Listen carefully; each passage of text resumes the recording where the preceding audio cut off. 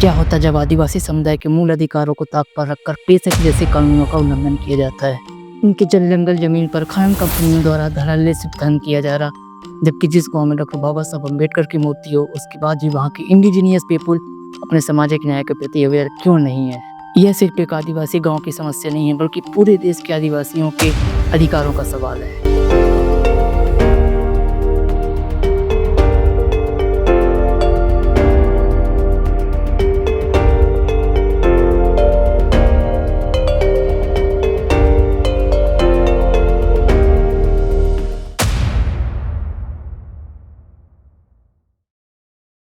दोस्तों जय भीम जोहार। आप लोगों ने सुना होगा कि भारत के दिल में गाँव बसता है, लेकिन मध्य प्रदेश के मरिया जिले के छोटी तुमी में आदिवासी समुदाय की समस्या निवास करती है। ये आज भी अपने मूलभूत सुविधाओं के लिए संघर्ष कर रहे हैं। उनकी सबसे बड़ी समस्या पानी की कमी है। जल स्तर इतना नीचे चला जाता है कि जब बारिश का मौसम आएगा तभी पानी का भंडारण हो सकेगा। अदरवाइज गर्मियों के सीजन में जल की कमी की वजह से भारी संकट से जूझना पड़ता है। लेकिन ये गांव अपनी प्राकृतिक खूबसूरती की वजह से आकर्षण का केंद्र बना हुआ है। जी हाँ दोस्तों, मरिया जिला एक आदिवासी बहुल क्षेत्र है जहाँ प्रकृति की गोद में छोटी तुमी के लोग निवास करते हैं। उसके जस्ट 2-2.5 किलोमीटर आगे बड़ी तुमी जो अनूपपुर डिस्ट्रिक्ट के अंतर्गत आता है। ये दोनों गाँव अपने आप में खूबसूरती को समेटे हुए हैं। यहाँ के आदिवासी समुदाय नेचर की सबसे खूबसूरत क्रिएशन को बहुत करीब से जीते हैं।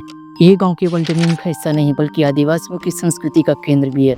यहाँ के लोग प्रकृति से गहरा संबंध रखते हैं, लेकिन न जाने इन दोनों गांवों की खूबसूरती पर किस धन्ना सेठ की नजर लग गई है और मनमाने तरीके से आदिवासी समुदाय की जंगल पहाड़ों को नष्ट कर रहे हैं। उस पूरे एरिया की हवा को प्रदूषित कर रहे हैं, जबकि अन्य आदिवासी गाँव के जैसे इन दोनों गाँव में पेशा एक्ट लागू है।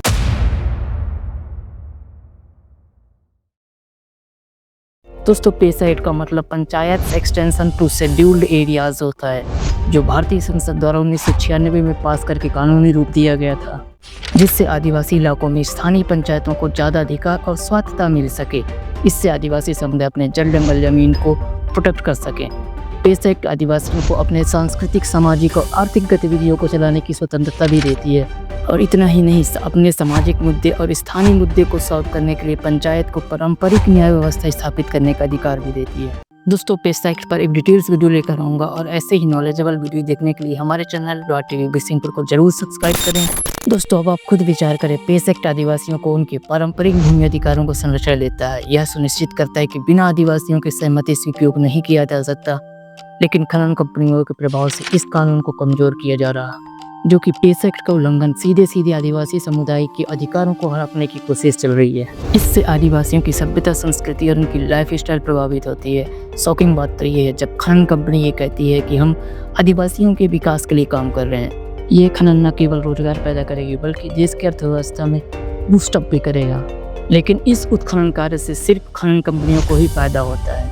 दोस्तों मैं तब सरप्राइज हुआ जब बड़ी तुमी गांव में डॉक्टर बाबा साहब अम्बेडकर की मूर्ति देखी, क्योंकि जिस गांव में भारत रत्न बाबा साहब की मूर्ति होने का सीधा मतलब है उस गांव के लोग अपने समाज के प्रति जागरूक ही नहीं बल्कि अपने अधिकारों, अपनी सभ्यता, संस्कृति को बचाने के लिए संघर्षरत होंगे। लेकिन इसके जस्ट अपोजिट देखने को मिला।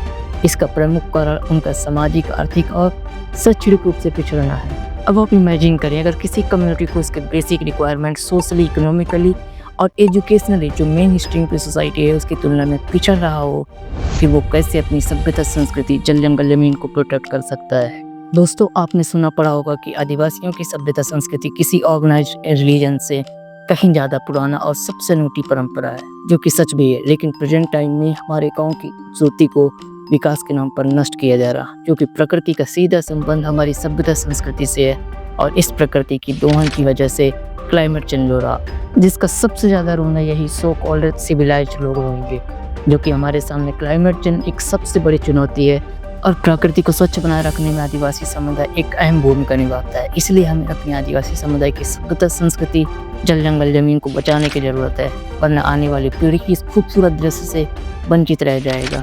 दोस्तों उम्मीद करता हूँ गाँव के सफर वाला वीडियो इन्फॉर्मेटिव लगा होगा, तो लाइक शेयर जरूर करें और हमारे चैनल .tv बिसिंगपुर को जरूर सब्सक्राइब करें और कमेंट बॉक्स में अपने गांव का नाम बताएं, ताकि भविष्य में उस गांव की खूबसूरती दिखा सकूं।